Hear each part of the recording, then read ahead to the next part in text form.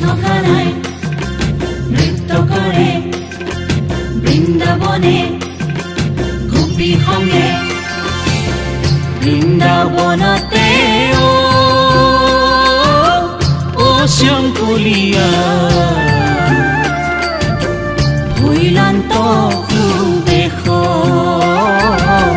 ভৈলান্ত সুবেশ বৃন্দাবনতে